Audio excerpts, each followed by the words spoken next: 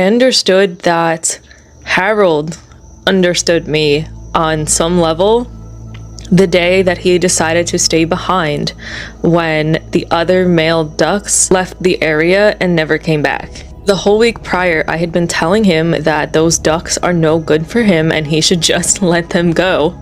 And he literally did. I watched it the moment it happened.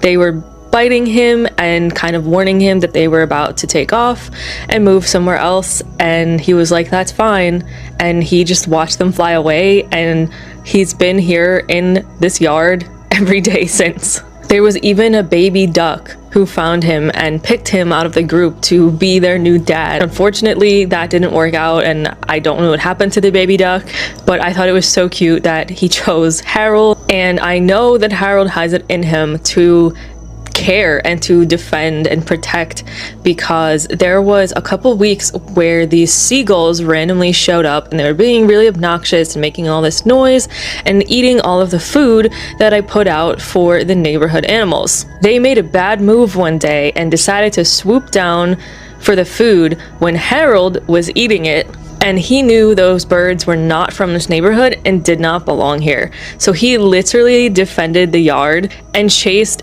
every single seagull away and waited and watched to make sure that they did not come back to this yard, and they literally have not come back. Harold and I are so similar.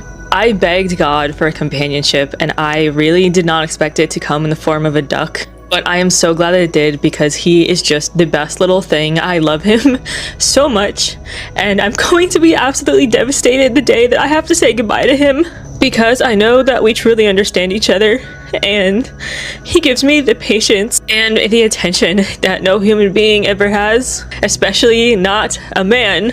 And I've never had a spiritual connection with an animal like this, especially not a wild one. So this was really unexpected, and that just makes it even more special.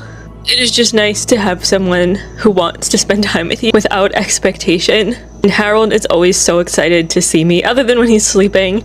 He'll come over to me and he'll call for me if he knows I'm outside but I'm not near him. He's really not a huge fan of me actually getting in the water with him. I don't do that very often anyway, but when I do it, he does learn to trust me really fast and kind of gets a little upset when I go too far away from him, and then I look back and he's following me down the creek. I have spent some days crying just thinking about how much I love him and thinking about how much I'm going to miss him, whether he leaves first or I move out. Check out my Harold Duck playlist if you want to see all of our adventures together.